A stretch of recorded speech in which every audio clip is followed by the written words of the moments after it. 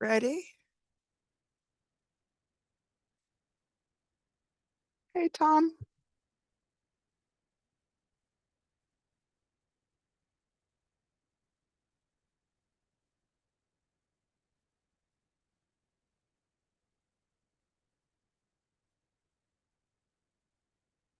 Welcome to English 4E, Class 18, and we are looking at assignments K23-24 continued today.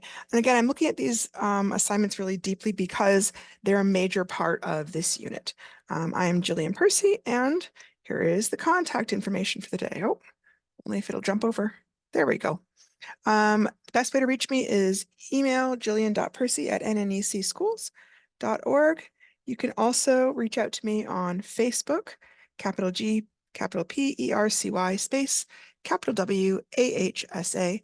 And I post previous recordings on YouTube at the same address, capital G, capital Percy, space, capital WAHSA. Now, 4E, this is the first time this year that this class has been taught, so you won't find previous playlists like you will of some of the other courses, okay? Any assignments you send in, please send to studentwork@nnec.on.ca and always include your name, your course, and the assignment number and name because I have 4 different courses I'm responsible for and I don't want to miss anything. Okay. We're going to review how to do the chapter questions. Look at and discuss chapter 2 and maybe 3 if we get around to it. Look at how to do the journals on the chapters. Practice our reading response journal skills. Understand reading strategies such as making predictions, asking questions before, during, and after, monitoring for understanding, and any others that come up. Okay, so we're going to start with making predictions. Sometimes students find making predictions intimidating. It feels like the teacher is just expecting them to magically guess something correctly based on absolutely nothing. But this is a complete misunderstanding of what the teacher is looking for. For one thing, teachers aren't usually concerned with whether your prediction is correct or not. They're usually more concerned with whether it is reasonable. Well, what do I mean by reasonable? Well, it means that the student has looked at the title, the genre, the setting, the characters so far, and has made predictions that are possible and maybe even probable based on what they know about these aspects of the book. There we go. That sounds better. Okay. For example, remember yesterday when I was talking about the crime shows I watch, and I was saying that, based on that crime show genre, if I see a pretty girl walking across a dark parking lot in the first few minutes of the show, I could predict that she's going to get attacked, either abducted, raped, or killed. And that's because in that genre, the first few minutes is where they set up who the victim is of the show, right? If I was watching a different show, I might not have the same prediction at all. If I switched genres and was watching a superhero series, like Marvel or Disney often makes, and the pretty girl turned out to be the Black Widow, I might revise my prediction based on 3 things: my knowledge of her past actions, my knowledge of her character and her personality, my knowledge of the genre of superhero fantasy shows. Oh, it's really slow today. My new prediction might be that some bad guy might try attacking her, but she will probably end up winning that fight because she usually does.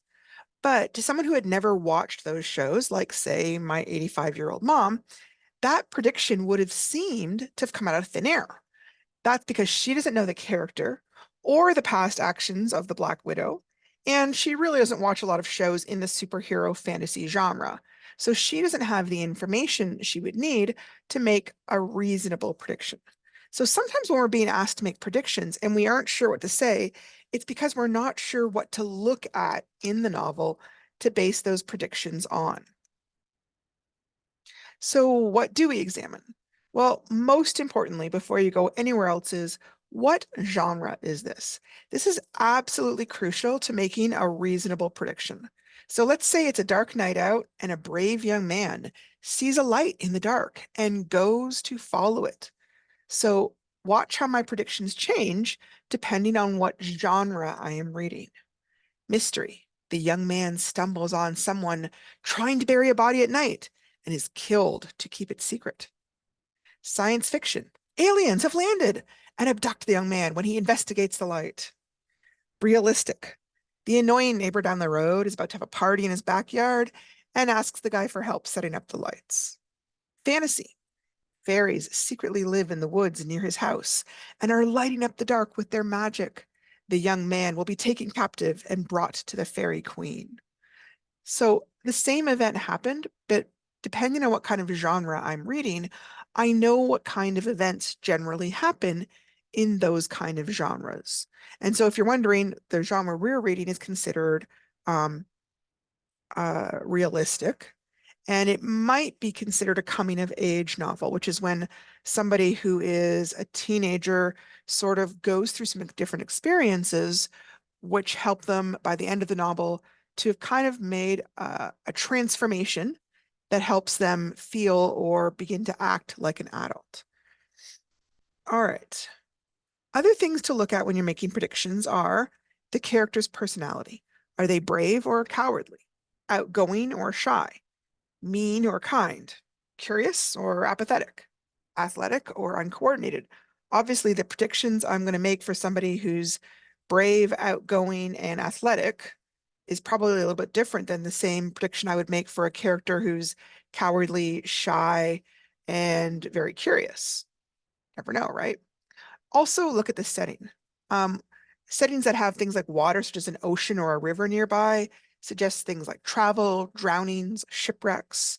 A setting that has castles might suggest kings and queens and maybe wars or adventures. A setting that has like a studio flat in New York City suggests job hunting or big dreams of fame or poverty because it's pretty expensive to live in New York. Other characters.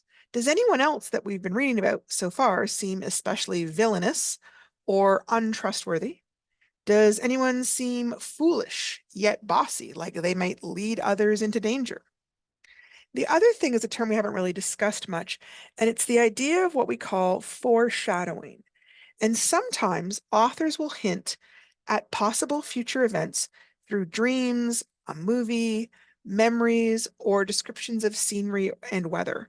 So, for example, if I was reading along and a writer suddenly was describing a house as frigid as a grave, I would have a deep suspicion that something bad or scary is about to happen. That's a little bit of foreshadowing that they're doing. Okay, one of the other reading strategies we can use is asking questions. And we can ask questions before we start to read something, during our reading, or after our reading. Hang on a second. Did I?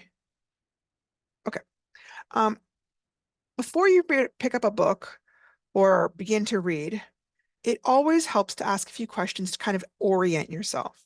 And you're not asking the air, it's kind of like you're asking yourself and figuring out the answer.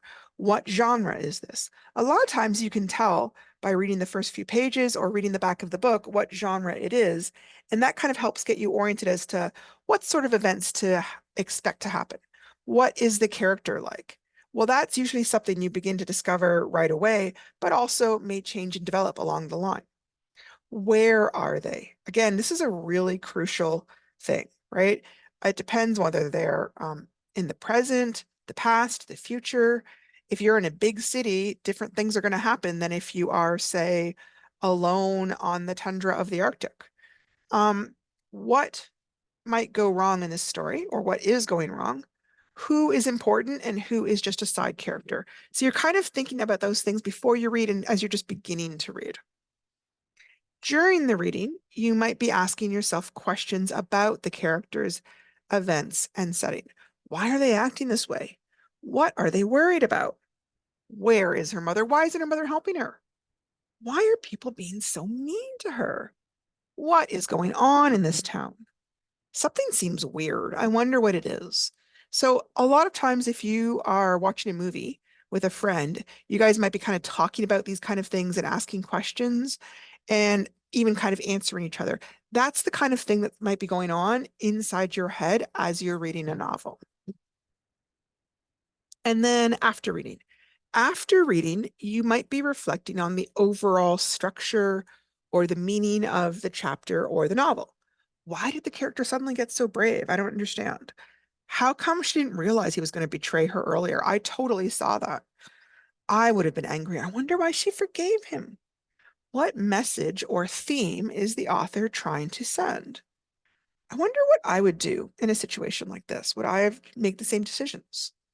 How come she didn't give up? I would have been so discouraged. Why is the town like this? How can we get them to change? So you're beginning to kind of like talk to yourself and talk back. This is the good kind of talking to yourself. This isn't the crazy kind. This is the kind where you're sort of beginning to generate ideas and thoughts and just kind of think deeply about what you're reading. Okay, the other big thing, and I think this is a really crucial strategy that some people use automatically and some people don't. And I think it's a make or break for what makes reading easy or hard. So sometimes we pick up habits in school and we don't even realize that they're not really working for us. For example, lots of times students get used to reading out loud to the teacher. And then, because everybody is hearing them, they get really focused on saying every single word correctly. And they aren't really thinking about what they're saying because that's not really what the teacher's looking for. It's more of a performance, right? They're an actor and they're trying to make it sound good. But then later on, when we get older and everybody kind of switches to reading silently in our head, sometimes we still sort of hang on to that habit of focusing on our decoding or saying the words correctly and not really focusing on the meaning. So, but imagine how this would work. For example, if a buddy messaged you and you only focused on reading the words correctly. So I'm going to exaggerate this kind of reading, right? I am meeting up with Becky and June at the Concord concert. Becky told June she really, really likes you. Why don't you meet us there? Now, if you just read all the words, but didn't understand that your friend was trying to set you up with this girl, you would have missed the whole point of the message. And sometimes that happens when we're reading. Okay. So we're going to talk today about some reading strategies that can kind of help fill in the gaps when you feel like, oh, I'm not quite understanding something. What are some things that you can do when that happens? And that happens to everybody. Like I was saying yesterday how when I was reading chapter one, I was kind of confused. Like, I don't understand where this story is going. I don't like the story.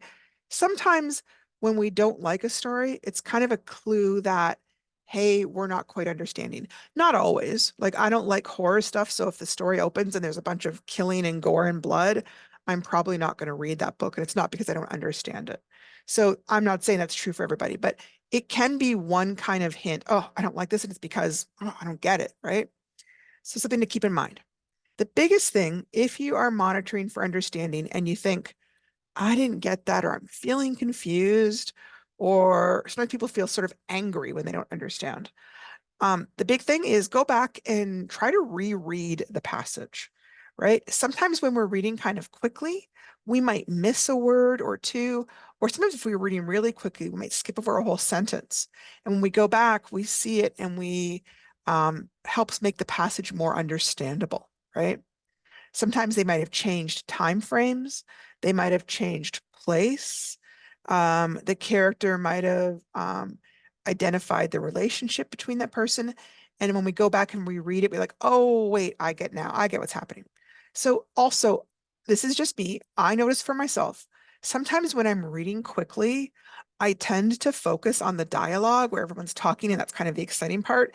And sometimes I skip over the narrative and the description that I might feel is kind of a little bit boring, but might have made things clearer if I'd paid more attention to it. This is a real fault of mine, and I have to be mindful of it when I am reading.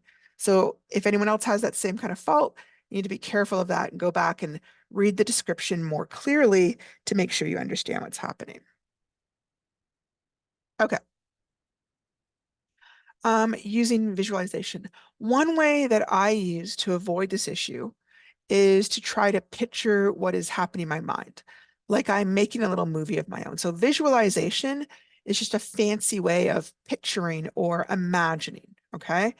And some people just don't do this when they read. They don't even realize that other people are doing it. And that can make reading really, really hard. So if I start to feel confused while I'm reading, I stop first thing.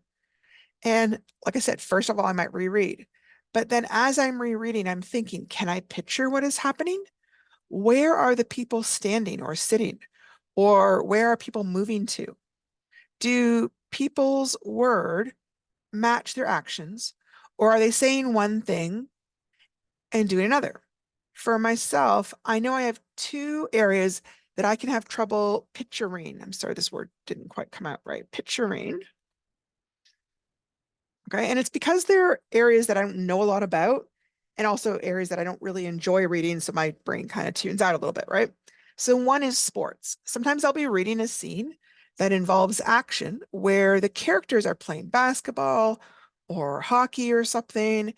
And especially if the writer uses a lot of sports jargon, like, oh, they did this goal and oh, they did this kind of penalty and whatever. My brain just goes, oh, I don't care, which is terrible. And I know it's a fault. So when that happens, I can't always picture what is going on very easily.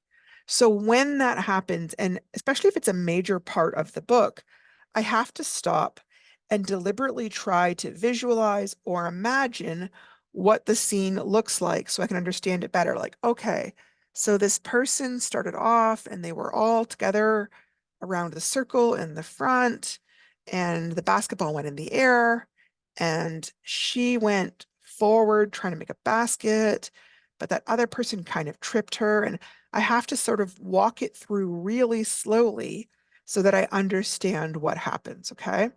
The other area that I have trouble picturing is war scenes. And in this case, especially if there's a lot of characters to keep track of in a scene, I can sometimes get a little bit lost. So if there's like a whole band of like 5 to 6 people and the scene is moving from one person to the other person to the other person, I can get a little bit lost understanding what's happening, right? Like my visualization can fall apart. War scenes tend to be kind of chaotic and busy, and I can easily get confused as to who's winning, who's losing, and just can't picture it easily. So that is another time where I'm going to have to stop and think about it and kind of reread slowly and sort of take the moment to figure out what each character is doing and what's happening to them. Now, you might find you've got different topics that are hard for you to visualize. It might be places where you're unfamiliar with the activity or with the setting. So sometimes we're tempted to give up when reading is hard, but then we can miss some crucial information. The other thing we're really tempted by, I find, is oh, I'm just going to skip over that part. And if it's just a tiny little unimportant detail, it's not a big deal, feel free. But sometimes it's a major scene. And then not only are we now missing information, but that missing information can make the rest of the book even more confusing. Like, have you ever been sitting down and you're watching a show with a friend, and all of a sudden you've got to go to the washroom, or, you're whatever, a kid or your mom or somebody calls and wants some information, and you suddenly miss like 5 or 10 minutes. And when you come back, you're completely lost. The show doesn't make any sense because you've missed some crucial information. Well, in my house, that means I would go back and be like, either, hey, tell me what I missed, or we've got to rewind and I want to watch that over again so I understand what's going on in the show. And that's what we're doing here with our books. We're kind of rewinding, rereading, and taking a moment to make sure we understand. Now, along with visualization is a strategy called inferencing. Inferencing is a little bit hard to explain, so I grabbed a little video that I thought did a really nice job of it. Let me see here. Sorry, again, my computer is just going very slow today. I don't know why.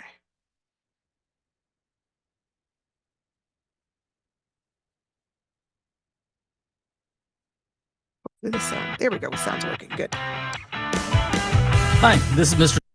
Oh, sorry. It will let me do that in Google Slides. It won't let me do that here. I apologize.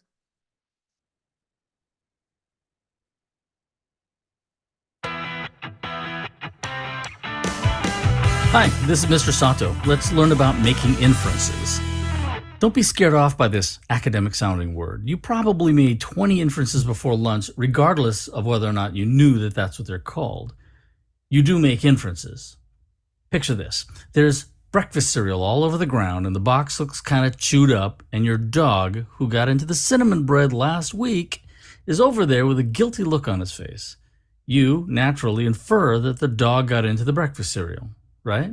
And you're probably correct. That's an inference. An inference is just coming to a logical conclusion from whatever evidence you have. It's one of the most valuable thinking skills you can learn. First, here are 3 different forms of the word. Inference is a noun. You make an inference. Infer is a verb. You infer something. And inferential is an adjective. Your conclusion is inferential. Now, it is possible that your dog is innocent, and that cat ninjas invaded the house while you were gone, had a crazy party, and threw the breakfast cereal all over the place, and then chewed on the box just to frame the dog. It's not impossible. And it's more interesting than the dog theory. But is that really what happened? Sadly, there isn't any real evidence to support that idea over the far likelier hungry dog theory. And as for your wonderful but willpower impaired dog, well, there's clear evidence. 1, he was home with the cereal that you forgot to put back in the cabinet. 2, he did this before with the cinnamon bread. And 3, your dog, gotta love him, couldn't tell a lie to save his life, and he's totally broadcasting his guilt with that expression on his face. So, it could have been cat ninjas, sure, but the evidence points to the dog. People believing highly improbable ideas just because they're more interesting than the conclusion that's actually supported by strong, reliable evidence, that's how conspiracy theories get started. And people end up in cuckoo crazy land saying things like space aliens assassinated President Kennedy because he was trying to send men to the moon where they might discover the secret alien outpost. So, in life, you make inferences about things you see around you. In your language arts class, you make inferences in literature. Authors generally don't like spelling things out and making their meaning all obvious because that isn't what real life is like, and literature usually tries to reflect real life. What you need to do is look carefully at the evidence in the book or story you're reading, typically incomplete evidence, and figure out what it means. It's like looking at an incomplete drawing and using your imagination to complete it and figure out what it's a drawing of. For example, Mary Hood's insightful short story, How Far She Went, is about a woman in the American South who is trying to save her angry, rebellious granddaughter from a biker gang. Although it never says this literally, you can tell that the teenage granddaughter is headed for a life of trouble, just like her now deceased mom. Furthermore, an alert reader will be able to make an inference that the grandmother has a kind of a second chance, because if she's willing to make the kind of sacrifices that are necessary, she can create a strong relationship with her granddaughter that she never had with her own daughter, this girl's mother. None of this is actually spelled out in the text, but you can figure it out if you're paying attention. This is often called reading between the lines. How do we know this if it doesn't clearly and explicitly say it in the text? Well, evidence. When you make an inference, you have to back it up with evidence from the text, or why would anyone believe you? Any bonehead can have an opinion. I think the biker gang just wants to take them both to Disneyland. But without strong supporting evidence, that person is just letting off gas, talking about something without any real knowledge or understanding, and you really don't want to be that person. So if I wanted to support the claim that the grandma is getting a second chance to create a loving relationship with her granddaughter that she didn't have with her own daughter, I might point to page 115, give a quote that supports that idea, then clearly explain to the reader why it proves what I say it proves. Even if the connection seems obvious to me, it might not be obvious to my reader. Then I'd find another good quote, explain how it supports my inference, and so on until my analysis is as rock solid as I can make it. And that's all analysis is, saying, I think this, and here's a breakdown of why I think it. You also make inferences when reading nonfiction.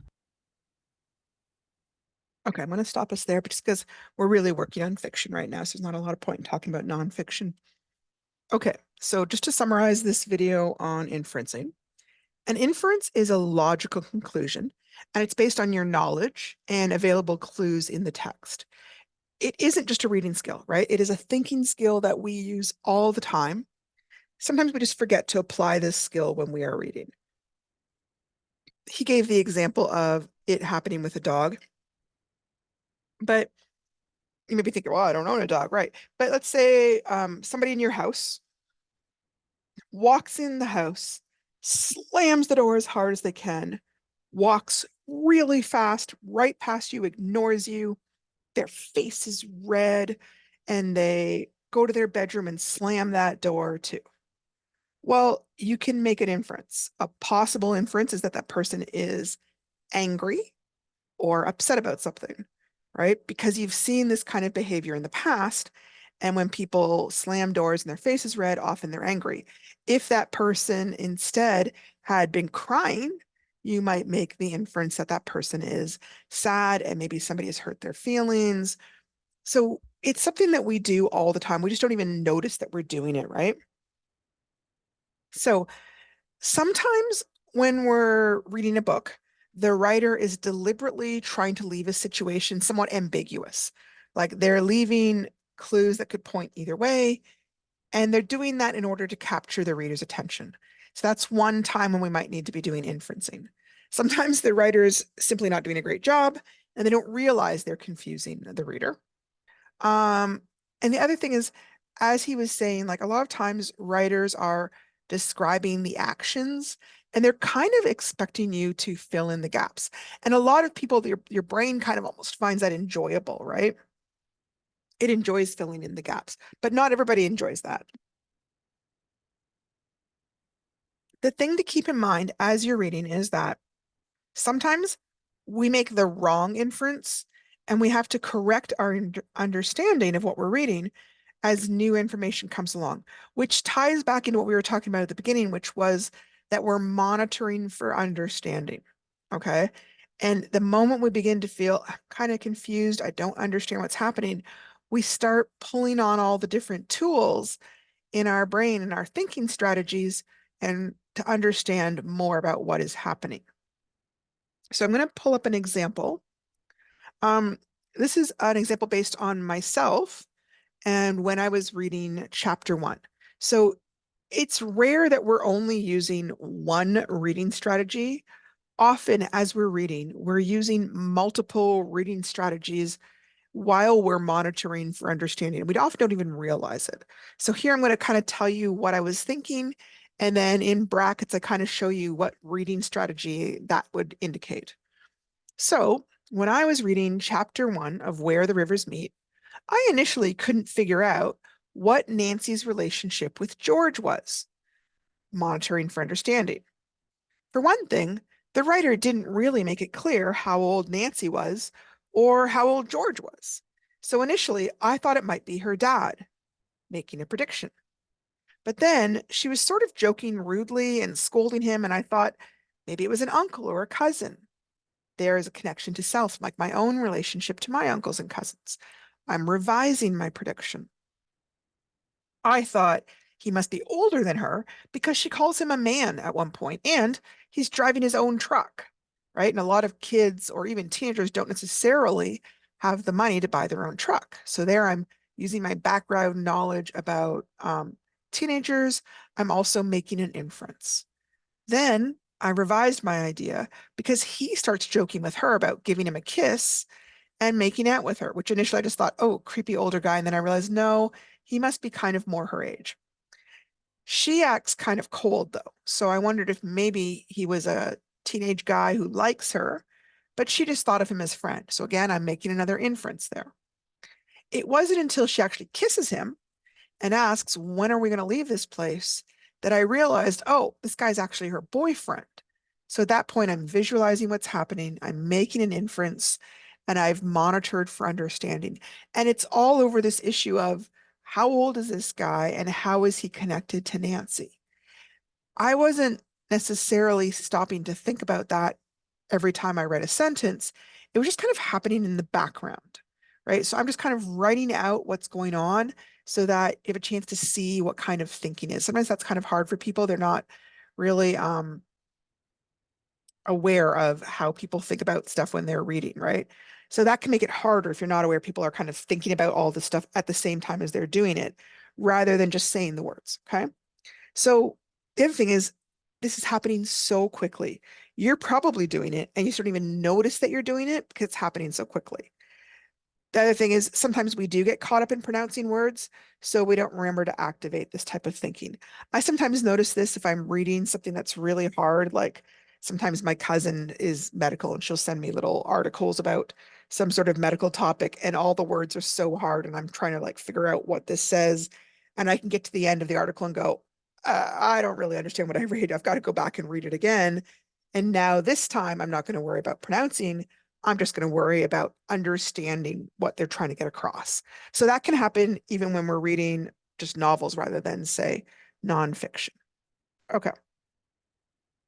So yesterday we didn't get a chance to finish reading chapter 2. We sort of stopped right around page 10. And I think we started reading this, but I'm going to go back and kind of review it because I think you need this kind of information to kind of go on in the book. So she almost flew down the stairs. She's talking about Nancy, to her home economics class. Thank God for Bernice Wu, Nancy thought as she walked into the class early. Bernice's class, Bernice insisted everyone call her by her first name, was like an oasis. Nancy couldn't quite put her finger on why. It wasn't just that she was nice. Most of the teachers were nice outside of class, even though what they taught was useless, or that she was relaxed, although she certainly was. It was something more. She really cared about the people in her class, not just as students, but as people. She was the only teacher who asked about the students' families, or even seemed to know they had families. Once, Nancy's father had gotten drunk and fell down an icy embankment, breaking a leg. Nancy had been called in the middle of the night and walked across the bridge to the hospital. The next day, Bernice, gentle concern in her brown eyes, had asked how he was. Then, seeing the fatigue in Nancy's face, she had put her arm around the girl's shoulders. Listen, you go and get some sleep, she suggested. I'll tell the office I sent you home because you were ill. And Bernice was always there, in school or out, to talk. Her classroom and home were always open. But something else made her special too. Maybe it was the way she worked with students, gliding quietly around the room, helping, waiting patiently, helping again. And she never seemed to need to be asked for assistance. Somehow she just knew and was there. There didn't seem to be the physical barrier there was with other teachers either. Sometimes it was simple as brushing shoulders, but occasionally she would, just out of sheer joy and affection, hug someone, which nowadays would not be acceptable, but at that point was okay. It was a little shocking at first, but as students realized the genuineness of her gestures, they came to appreciate and then love the woman who glowed like a warm ember in the ashes of a dead fire. As Nancy put her books on the counter and sat on a stool, she looked up to see Bernice's smiling face. Maybe it was just her smile, thought Nancy. Maybe it's as simple as that. It was as warm and genuine as Bernice herself. Today, it was especially appreciated. How's it going? Bernice asked. Nancy shrugged. Well, so far I've been threatened by Donut and humiliated by Quigley, and it's just second period. Period. Say, that sounds like just another average day at Creighton Secondary. Bernice grinned. I'll get the medic. We've been known to give aid and comfort to the enemy in here. And look on the bright side. Graduation is just 3 months away. Other students were beginning to straggle into class. Most were female, but a few males were courageous enough to take a course that taught the most practical skills offered, while having to endure the insults and taunts of the Mark Batemans of the school. Jacob Warabe settled in next to her. Oh, I heard the mad bull of the science department gored you pretty good today. Nancy shrugged and smiled. Jacob was one of the few white students who seemed to try to relate to her as a full-fledged member of the human race. Yeah, his gore is worse than his bite. I've been subjected to both. Nancy worked through the period with Rose, Jack, and Jacob. The class was preparing food for a lunch to be held the next day for a group of elders from the reserve. It was practically the only time they ever penetrated the walls of the school. Her group was working on baking bread, but they would also be frying bannock before the dinner. Nancy liked working in groups. While they worked, they talked easily and laughed. Rose was talking about her 3-year-old sister. She loves telling jokes, Rose giggled, but they never make sense. Like yesterday, she asked, why did the chicken cross the road? Because the boy wore green pants. Ha ha ha. Sounds to me like she's getting into Zen Buddhism, Jacob commented. The respite soon ended. She contemplated what was ahead of her. Social studies before lunch, with its endless story of Canadian Confederation. 2 periods of English after lunch, full of prepositional phrases, faulty parallelism, and literature as far removed from her reality as possible. Then algebra. Hours of sitting alone, mired in skeins of strange, useless numbers and letters. She passed by the locked glass case where the awards were kept. There were a few minor sports trophies, a list of graduates arranged by year, and a plaque with the names of the recipients of last year's academic awards. 9 out of 10 were white, Nancy thought, in a school that is more than half Indian. And the one Indian guy who snuck in was about as Indian as Stanley Quigley. He lived in a white foster home and regarded the Indian students with the sort of disdain and disgust that only a convert can feel. But Nancy was going to get her name up there on this year's graduate list. She told herself that she could put up with 3 more months of boredom. When Indian students looked around, they saw failure for themselves and success for the handful of white students. It was the Indian students who were slotted into the vocational tracks. It was the Indian students who ended up in remedial classes. It was they who found themselves at the bottom of the class standings. But who could blame the school? After all, it had the weight of the cinder block building and the expertise of college-trained educators. Teachers knew their subjects, and administrators sternly indicated that success was available, equally available to all. Who could argue with the school? So there had to be something wrong with them, the students, the Indians. Nancy knew there was more to it than that. This was the explanation the schools wanted them to accept, but Nancy remembered things too clearly. She remembered her wide-eyed panic as she was shoved into a grade 1 classroom with a white teacher who jumped up and down, flailing her arms, her voice rising and falling like she was berserk. Nancy remembered, too, a bunch of white students who acted exactly the same way as she sat silently, trying to figure out what those people were doing, feeling more and more alone as the Indian kids slid deeper into their little desks, afraid even to look at each other. It wasn't long before she noticed that when she and other Indian kids held the unfamiliar books full of unfamiliar faces and words, they found themselves in the reading groups where boys and girls read haltingly or not at all. Then the teacher began to frown at them. And when she'd been singled out and told to read in front of the class, she had wanted to sink through the floor. When Nancy thought about that even now, 11 years later, she shuddered in remembered shame and terror.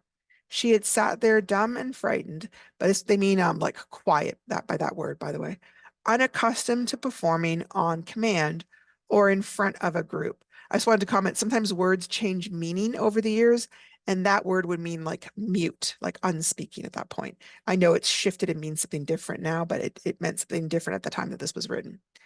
Soon she came to hate and fear the classroom with its daily terror, loneliness, and humiliation. Where were the words and soft smiles of her home and relatives?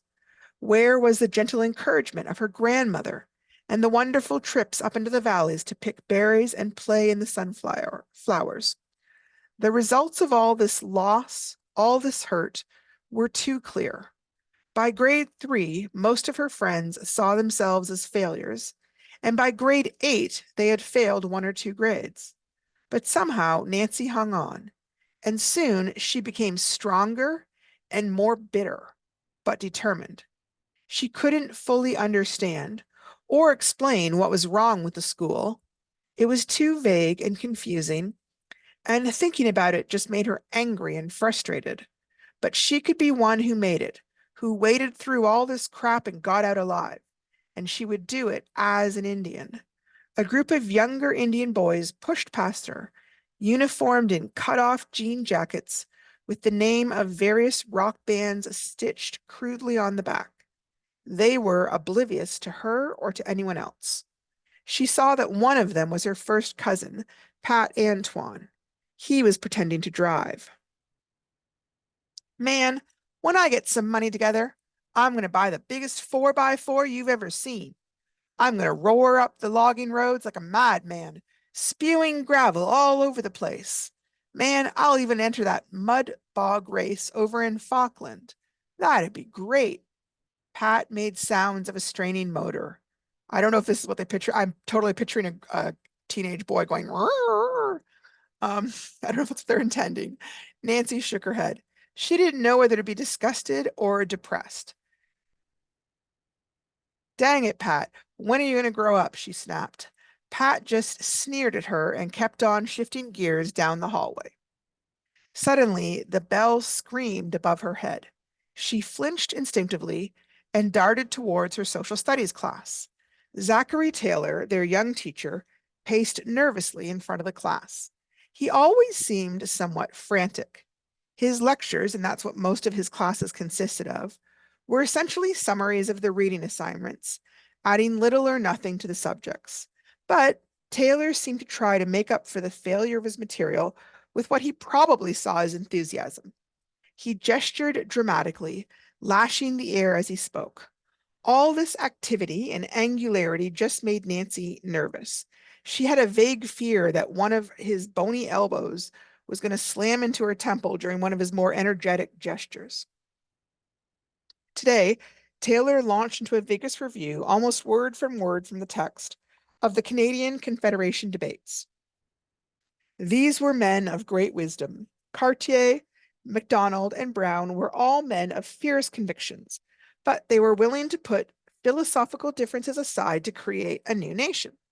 They knew that the only thing between them and a country from the Atlantic to the Pacific was regional mistrust and a lack of imagination. Yeah, and a few 100,000 Indians, muttered Cyril Narcissus from the back. Taylor faltered for a minute. Well, yes, that too, but that's another issue. We won't get into that this year. He quickly regained his stride. Where today is the boldness, the courage, the vision these men had? Where is the willingness to face the issues squarely and resolutely? Nancy could feel her face flush. She hated talking out in class, but suddenly she felt like she had to. How about the bridge? Let's talk about an issue that affects us here, our people here and now. Why don't we talk about that? It's more important than talking about what a bunch of guys did 100 years ago. Why don't we talk about that? Nancy had to stop and breathe deeply.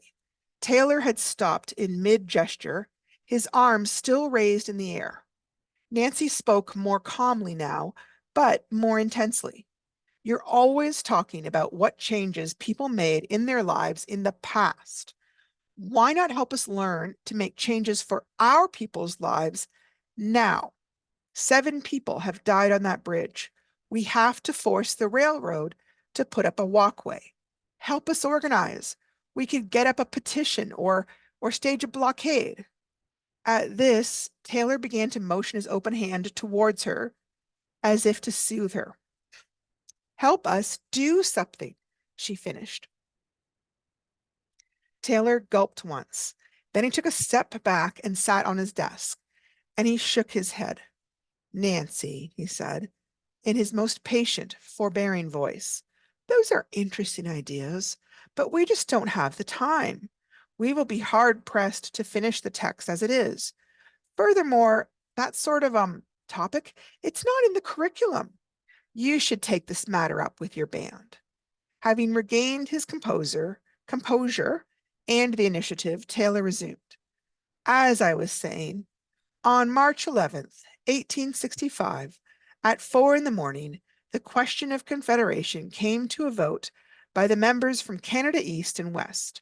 The vote was 91 to 33 in favor, and Nancy went limp. Her outburst had hardly caused a ripple.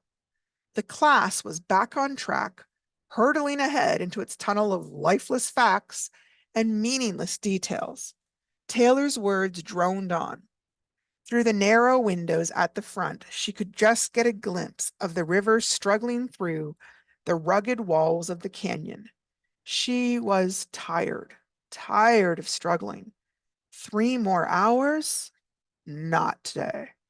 At the bell, she walked out of school into the bright spring sunshine and headed down the hill. She wouldn't be back that afternoon. They had won, she thought, this day. And that is the end of chapter 2. We talked about, okay, this is the chapter reflections, which we read yesterday. And remember, the idea is that you're doing a paragraph, at least 5 sentence, talking about your opinion about what you've read. Remember, don't just summarize and tell me what happened. Tell me your opinions and your thoughts and your feelings about what happened. So some ways to think about the novel are you can make connections. We've talked about that to yourself, the books, the world. You could activate your background knowledge, recall memories or information that may make you understand things better. Make predictions. We've talked about that today. Use your connections and knowledge to predict future events and actions. Monitor for understanding. If you begin to feel confused, stop and reread. And then we talked a little bit about visualization and inferencing as well. So yesterday we kind of worked on a sample chapter reflection just to show you. I didn't have a conclusion. I added one. Not going to bother reading it. It's not that exciting. Let's see here. Remember, as you're doing this, to use words that show your reader that you're stating your opinion and not facts. Things like, I believe that, I think that, I feel that, in my opinion, the character should. I feel this event was. This could be solved by. Maybe they should.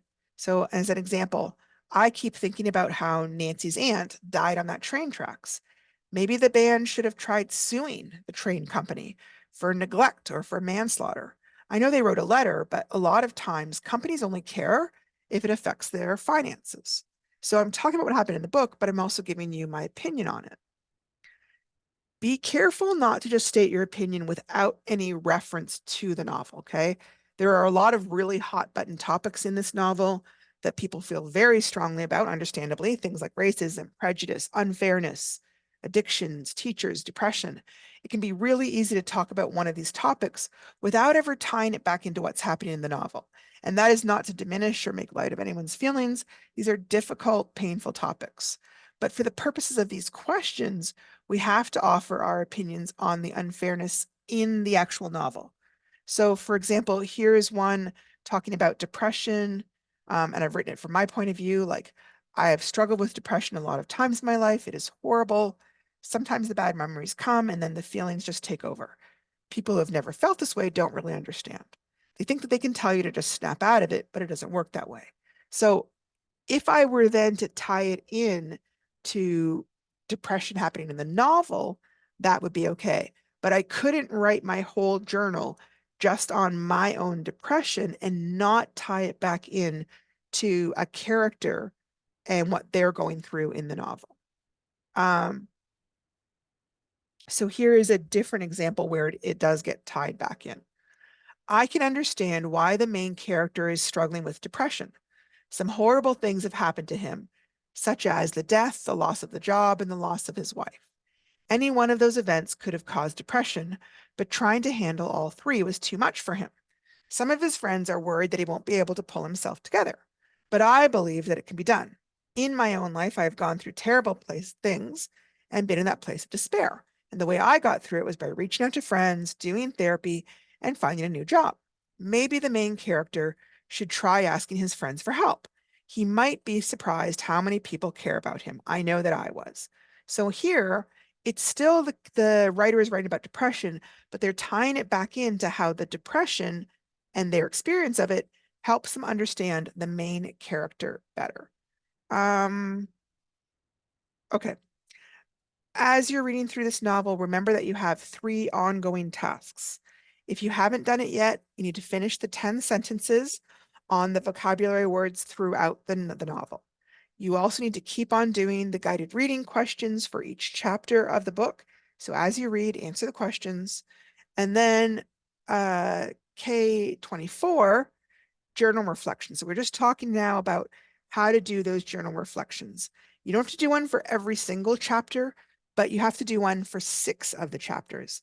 And every one needs to be a paragraph of at least 5 sentences. And I think I've kind of covered everything. Oh, question 2, I just wanted to mention, it's kind of a funny sentence. This is in chapter 3, which we haven't discussed yet.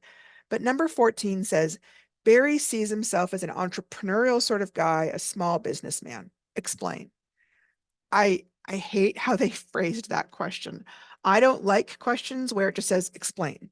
If I don't accept one word answers from students, I don't believe that one word questions are very appropriate from a teacher. So in this case, what I think they were trying to say was explain why Barry says that he is an entrepreneurial type guy or a small businessman. What does he mean by that? And would others agree with him? Okay. So you'll be moving on, I hope, to chapter 3 and answering those questions. So thank you so much for joining me today, and I hope you're enjoying the novel and feeling successful with these assignments. If everyone feels like you're struggling or you're not sure what to do, reach out to me on Facebook or on email, and I'd be happy to help you out. Thank you so much for showing up, and I hope you have a good weekend.